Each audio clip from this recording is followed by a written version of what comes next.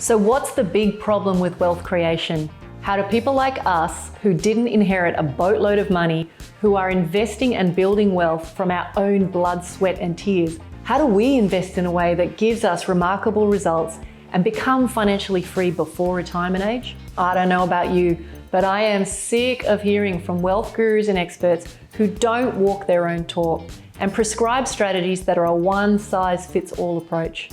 For self-made people like you and me, I'm here to tell you that you don't need to be superhuman or already wealthy to reach financial freedom earlier than 65. This is the Alternative Investing Podcast. Hey guys, welcome to another episode of the Freedom Warrior Podcast. What I'm super excited to talk about today is the myth that as your wealth grows, that money problems disappear. This is certainly something that I have lots of conversations about with people inside my program. And, for those of you who are starting to experience wealth growth, who are starting to recognize that your balance sheet is going up, this is a truly important recognition to have in terms of your development and wisdom around money and wealth. Let's really unpack this at the highest level first of all. I think that when you're younger, when you are maybe really looking around the world and feeling like money will solve your problems, it can be very easy to look at people who have the results that you want and just assume that their money problems have evaporated. But the truth of the matter is that money problems certainly don't evaporate. They simply change shape. When you're starting out in the workforce, your biggest concerns are around how can I create surplus, meaning how can I create some leftover money so I can even think about investing, and the sorts of considerations that you have when you're in that season of spring. You're just starting to get your head around this idea of investing. And you know what? Hats off. There are so many great young people who are even starting that thought process in their teens, which is phenomenal. I guess the idea when you're in spring is just, what should I be investing in and how do I create surplus? And you're just scrambling around for information, advice. You're trying to be a sponge. You're trying to make sure that you make the right decisions to get you out of the gates. As you move up into summer, then it becomes about using leverage and getting traction. And then, you start to move into this new phase where perhaps you have a reasonably good net worth. And now you're finessing around the edges and asking questions like, well, how would I take a small percentage of my capital and really ramp up the returns? And obviously, from my perspective, that's where alternative investments absolutely have their place. But in reference to this issue of money problems, I think that it's really important to recognize that as you move into these higher order problems, you're not necessarily floundering for money. Maybe there's no pressure around putting food on the table, but the money problems or the challenges are real. Concerns will kind of evolve into things like preservation of capital, meaning how do you make sure that your capital base at least keeps pace with inflation? How do you make sure that you don't expose yourself unnecessarily to volatility in the economic climate, especially when you're at that point on the runway that the distance between where you are and where you want to be in terms of timeline is very short. You absolutely need to make sure that you've reinforced your wealth and the investments that you hold so that you can't, or you minimize the risk of being wrong-footed.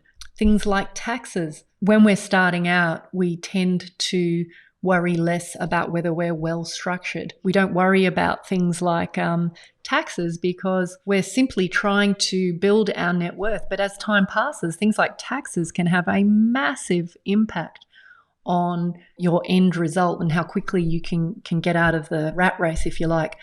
And I'll give you an example of this. I know that, and I'll just pick round numbers for the sake of keeping it simple.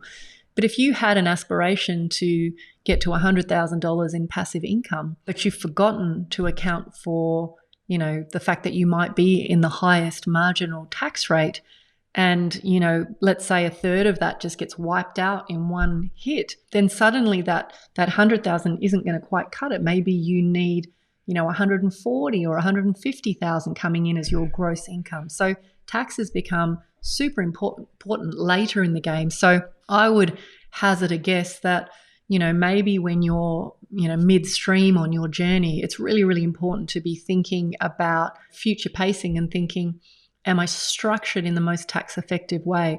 Are there certain investments that will lend themselves to, better tax advantages?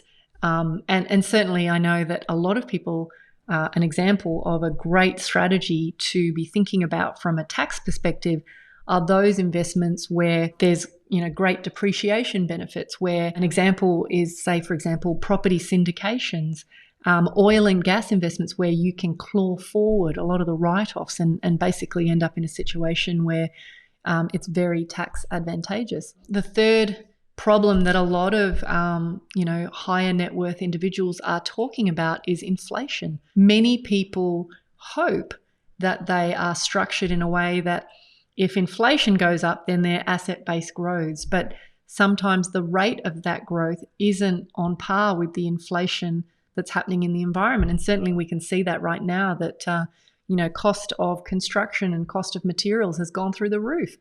Has that been necessarily reflected in the price of assets? Sometimes yes, sometimes no. So I think inflation and making sure that part of your investment strategy takes into consideration a hedge against inflation is really, really important.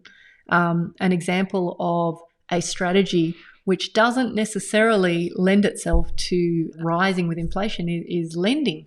So lending opportunities where you're the bank may or may not support that, whereas equity investments do. So it's really important that you're constantly looking at those sorts of splits. And then, of course, I think one of the big considerations of higher net worth individuals comes around supporting family. How much should you support them?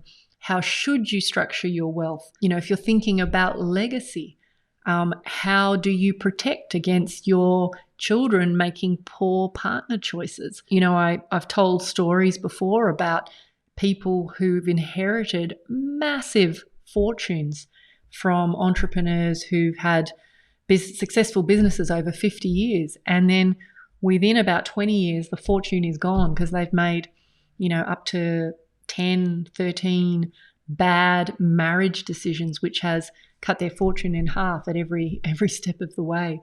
So I like to joke and say, unless you're someone like Elon Musk or Bill Gates or someone who's just got that much money, a truckload of money that they're not really concerned about it ever running out, the rest of us have to take whatever resources we have and be very careful around how we structure them.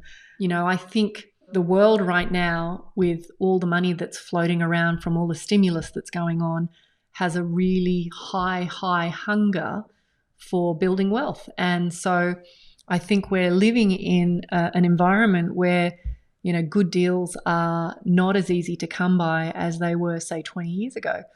I think yields and returns are becoming compressed, meaning just the demand for good deals means that, sellers can charge more. And as buyers or of those assets or investors, we're being, counseled to accept less. And, there's no question that we're entering a decade of high turbulence.